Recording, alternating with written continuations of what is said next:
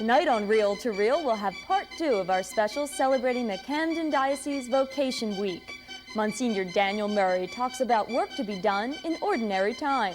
We'll travel to Dubuque, Iowa to learn about the unique efforts of an Alzheimer's disease treatment center. And Dr. Richard Fitzgibbons helps build confidence in our relationship segment. Good evening, I'm Jane Rudolph. Welcome to this edition of Reel to Reel.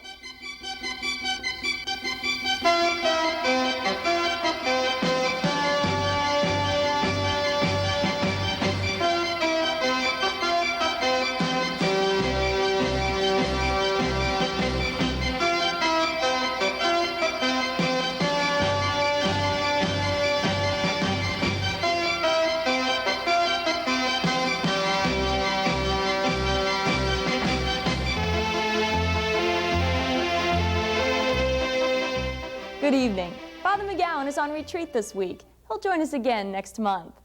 For our first story tonight, we'll travel to the Stonehill Care Center in Iowa.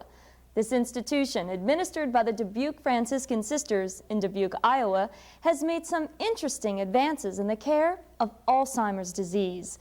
New theories about the care of Alzheimer's sufferers are being successfully put into practice there. What do you see? Tell me, who are you seeing when you look at me? A crabbed old woman, not very wise, uncertain of habit, with faraway eyes? Is that what you're thinking? Is that what you see? Then open your eyes, for you're not seeing me. I'm a small child of 10 with a father and mother, sisters and brothers who love one another. I'm a young girl of 16 with wings on my feet, dreaming that soon her true sweetheart she'll meet. I'm a bride at just 20. My heart gives a leap, remembering the vows I promised to keep. I'm a woman of 30. My children grow fast, bound to each other with ties that will last. At 50, once more babies play round my knees. Again we know children, my loved one and me. Mary Finley is 86 now. Her 2 daughters have died and her son is in a nursing home. Her granddaughter, Kay Ludwig, and another relative now help with her affairs. When she was living in the apartment, sometimes she would walk away from the apartment and forget where she lived. We found different times we'd go down to visit her. Maybe the stove was left on or something was burning in the oven. Mary was suffering from the early stages of Alzheimer's disease, a progressive degenerative brain disorder affecting about 5% of the population over 65. She is one of 23 residents of a new unit at Stonehill Care Center in Dubuque, designed to improve the quality of life for Alzheimer's patients and others with dementia, a term used to describe a significant memory loss. Stonehill, sponsored by Dubuque Franciscan Sisters, is home to 250 residents. The adjustment from a family home to the busy life in a large facility is difficult for anyone, but can be especially confusing for Alzheimer's patients. The problem existed when our people with dementia would go into the residents' rooms and it would interfere with their privacy. And some of the problems for the lucid residents were they feared for their safety as well as for the privacy of their personal possessions. So we investigated Alzheimer's care units and consulted with Jerry Hall from the University of Iowa. And at her suggestion, we attempted to move these people into a special care unit that would meet their needs of nutrition and self-esteem and security. And so that's what we did. Iowa is in the forefront of behavioral research of the management of Alzheimer's victims. Jerry Hall is a clinical nursing specialist from the University of Iowa Hospitals. The third stage is what we call ambulatory dementia. At this phase, the patient is really susceptible to anything in the environment. Extra noises make them uncomfortable, extra people make them uncomfortable, and they're unable to consider their own safety. At this stage of the disease, we find that this isolated unit tends to work best. After 2 years of planning, the unit was designed to reduce stimulation that could be confusing. After we began to select the residents that could benefit from the program and move them into the wing, then we eliminated television sets, radios, telephones, disconnected the intercom in that unit. The call lights are handled by a visual response only. We eliminated mirrors.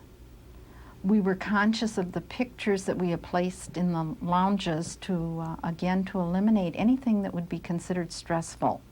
Creating an atmosphere of low stimulus also means providing activities where residents can succeed, which enhances their self-esteem and their sense of maintaining control.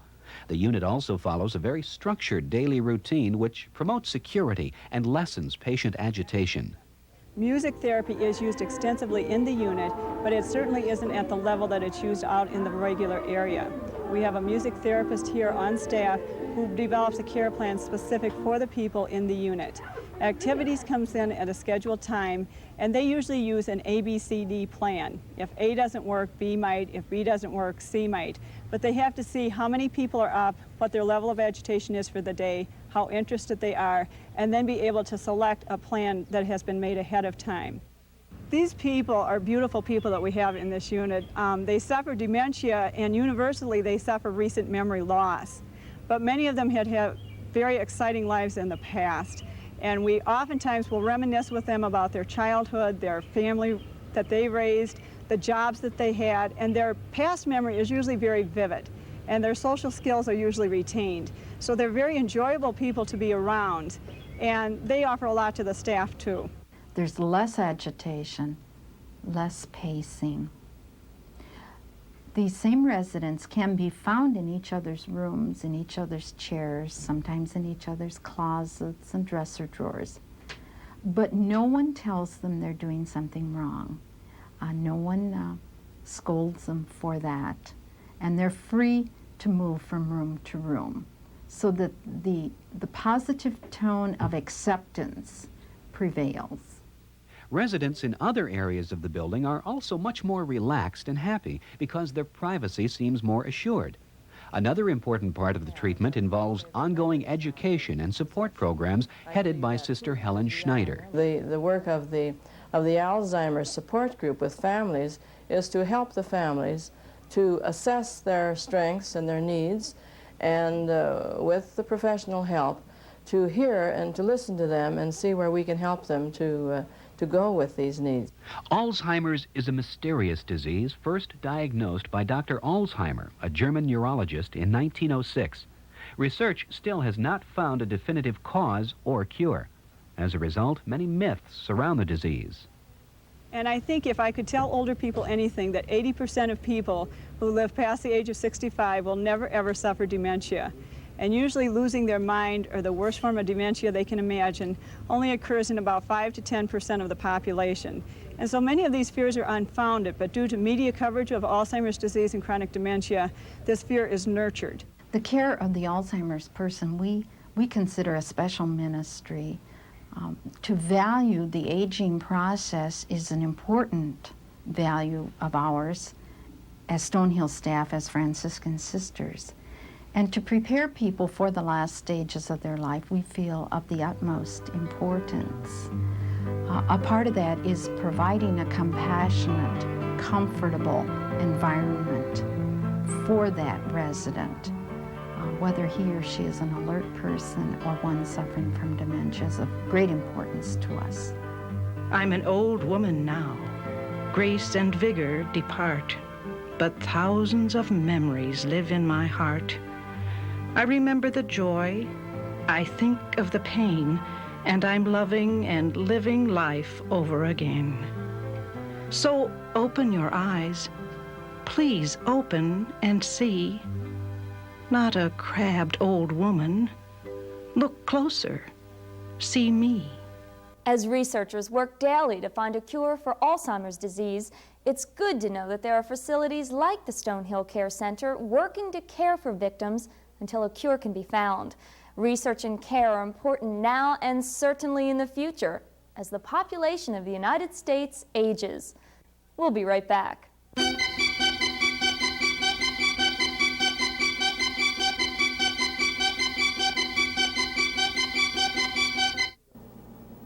A few weeks ago, we at Reel to Reel began an appeal for your financial support. Many of you responded generously, and we wholeheartedly thank you. Because of that, we're able to continue to bring you our show every week. However, we still need and appreciate your continued support. As you know, for the past 5 seasons, we've been able to bring you this weekly show, requesting only your cards and letters in return. If you're a new viewer, or if you've enjoyed the message of Reel to Reel over these past years, we'd like to thank you for watching and invite you to participate in this venture by actively supporting the show. Today, with costs rising all around us, we need your financial support. A donation of $5, $10, $20, or whatever you can send would help ensure the continued presence of this program. Send your contributions to Reel, 222 North 17th Street, room 907, Philadelphia, PA 19103, and thank you for your help.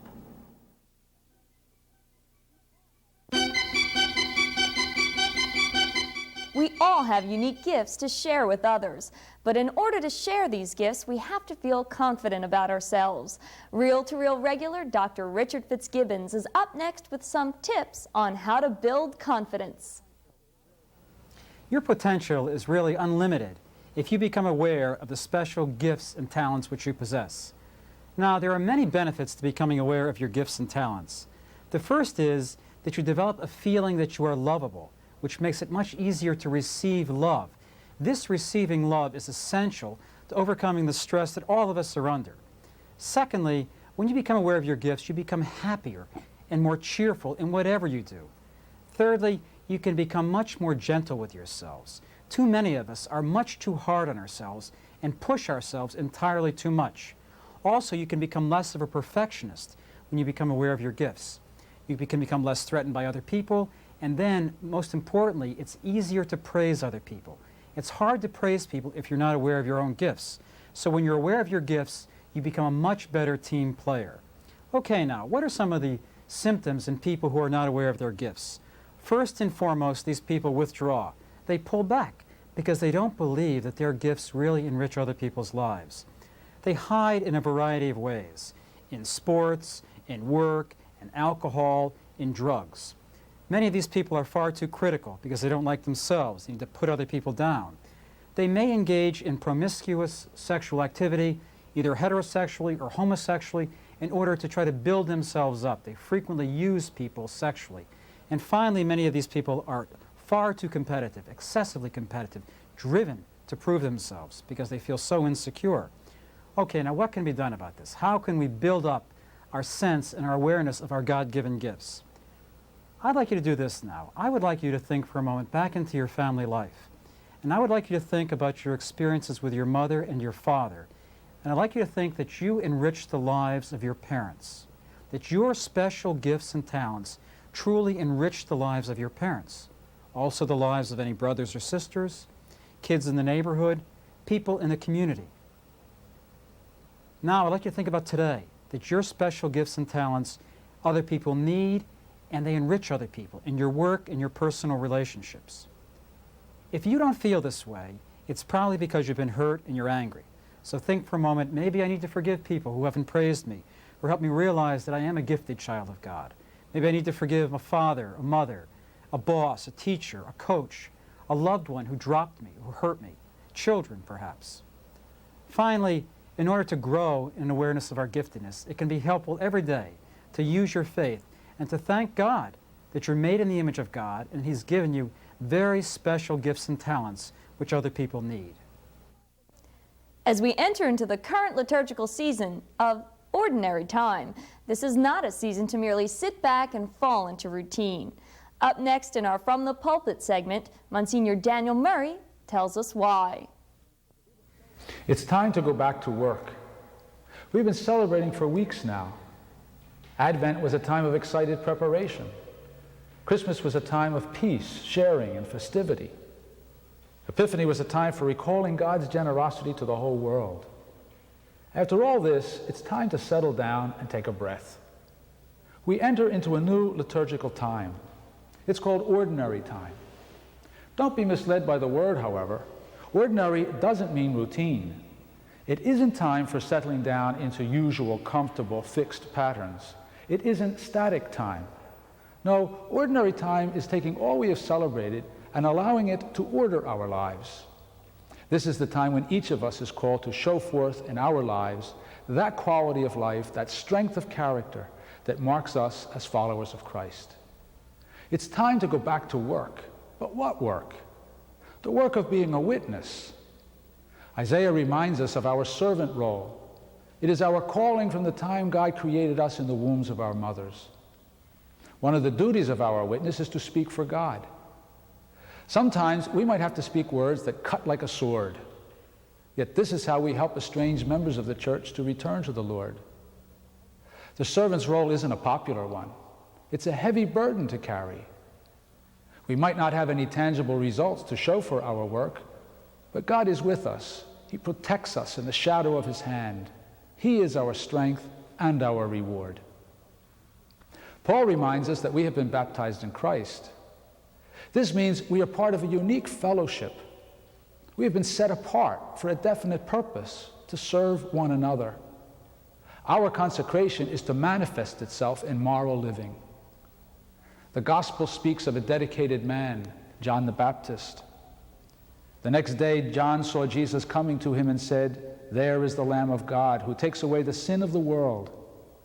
This is the one I was talking about when I said, 'A man is coming after me, but he is greater than I am, because he existed before I was born.'" John led others to Jesus. When he spoke, everyone listened because he lived his message. Yes, it's time to get back to work and live the gospel in our day-to-day living. In ordinary time, we're called to extraordinary witness. You might have noticed that we're now calling Father Murray Monsignor Murray. He recently became the Prelate of Honor with the title of Monsignor. Congratulations, Monsignor, and we'll be looking for you in the weeks to come. Don't go away. We'll be right back.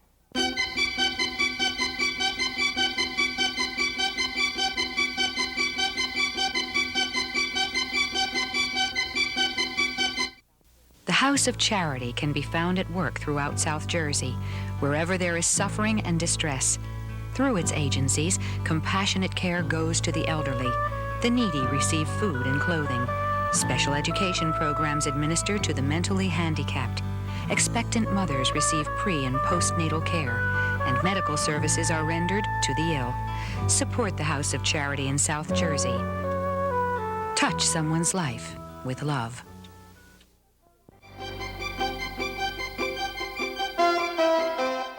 Immigrants who entered the United States before January 1st, 1982, including illegal aliens, might be eligible for permanent legal status in the United States. Certain requirements must be fulfilled, though, and the United States Catholic Conference wants to help. If you need information or would like to call for someone who does, please contact Father Dominic Patino, area code 609-756-7907. For immediate information, call Father Dominic Patino. That's area code 609-756-7907. This past week was Vocations Week in the Diocese of Camden. Recently, I had the pleasure to speak with 22 students, 2 from each of the 11 Camden diocesan high schools, about their feelings on vocations. Last week, we highlighted their thoughts and attitudes on worship and service in the church.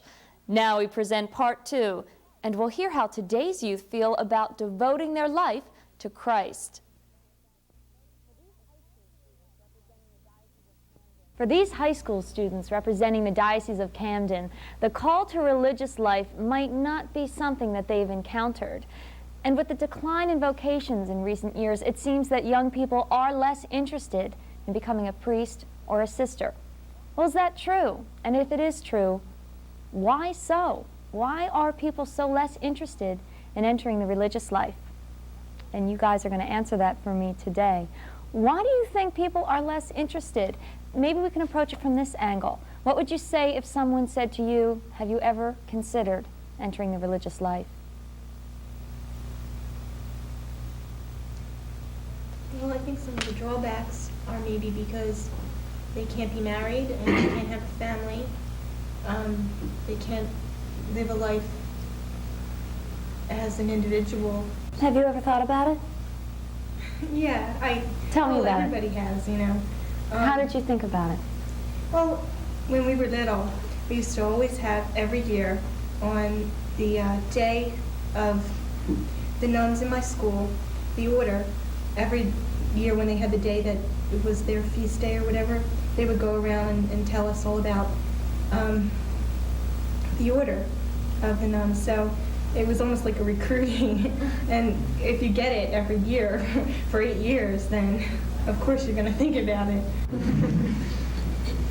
Why do you think less people today are interested in it? Well, as you enter the 20th century, more people want to get married. I think that's the major factor. I think people see the children and the families growing up. I think people would miss that. I come from a family where, you know, marriage life is important. And I really don't have anyone that has the vocation of a priest or a nun in my family. But I look at that's the deciding factor. I think marriage is in this century. But don't you think that people before, I mean, I'm sure that your mother would, or your grandmother would say, we were just as family-oriented and we were just as interested in raising a family. I think they also realize now that they can lead a religious life without entering the convent or the seminary. They can be religious and do these things without actually being that committed, or not so much committed, involved. I think it's basically a matter of choice. I have thought very seriously about the priesthood. I think the benefits of becoming a priest and, you know, working with people and stuff like that far outweigh the benefits of having a family. That has been a problem for me since I do have someone that I care about very much, and I will have to leave her when I do leave for the seminary. Okay. That's something I had to wrestle with. So I can talk to you very personally then about what is a vocation as it relates to a religious life. Is it really a call? For me, I think it is a call. Yes. I feel as though that Christ has a job for me to do, and the best way for me to fulfill it is to become a priest. I think the Second Vatican Council has also opened up by saying that all vocations are equal: single life, married life, and religious vocations. Whereas before it was considered not as good to be married or you know, to be single. It's better to be religious. Now they're all equal.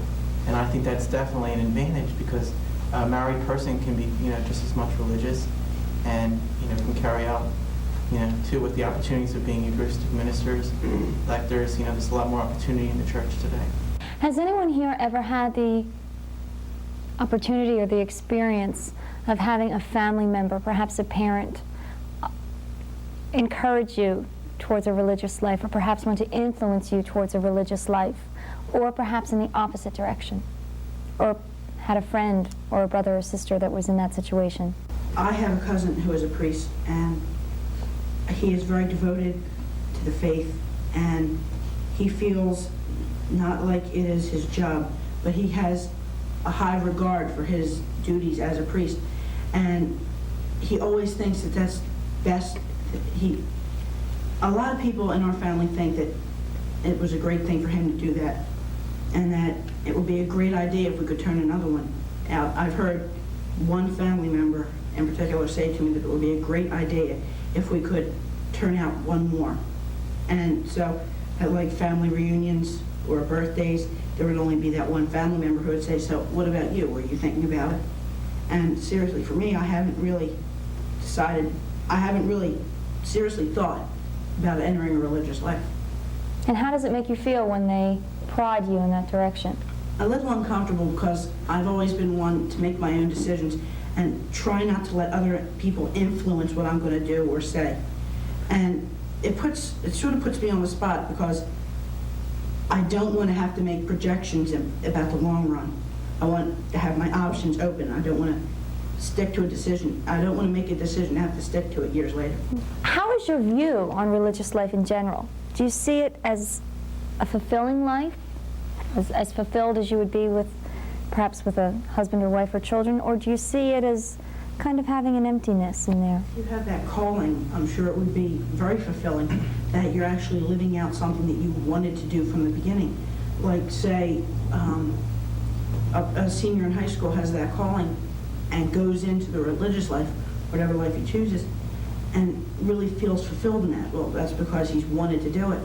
But, you know, if someone was pressured into it, like a family member readily suggesting it, or a parent saying, you know, well, you have to be a priest, or you have to be a sister, then I think there would be a sort of emptiness, because they're not doing it for fulfillment from God or because they want to do it. There's an emptiness because they had no choice in the matter.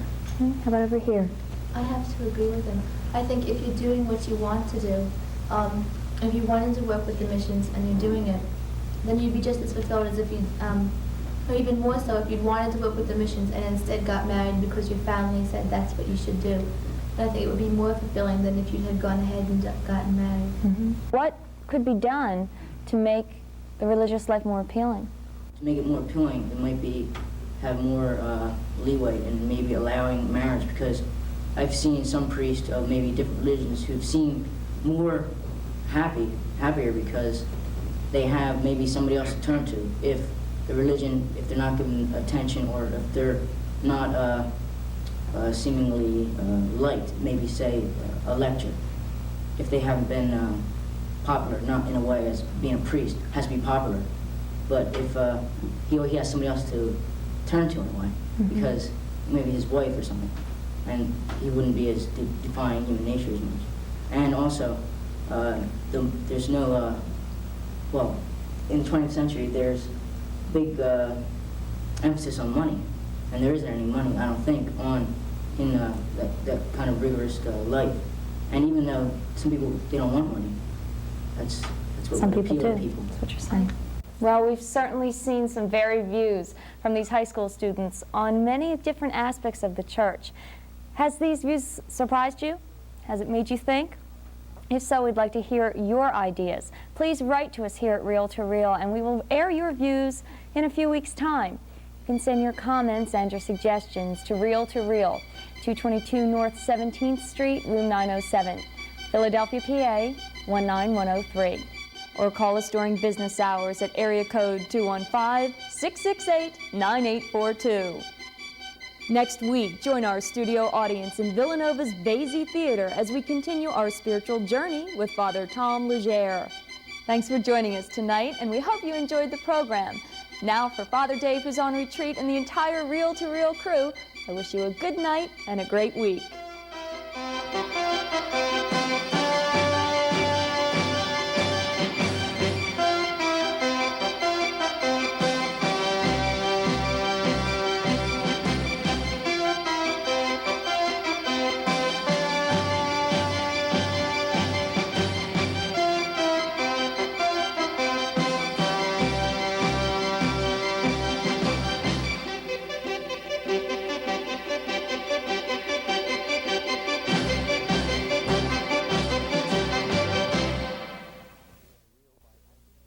Travel arrangements for Reel to Reel by Atkinson and Mullen Travel of Media, PA.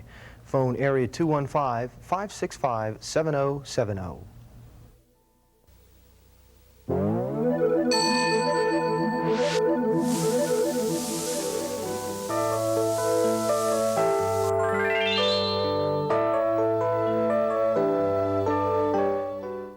Stage comes right out into the audience. There's not a bad seat in the house. The acting is top-notch.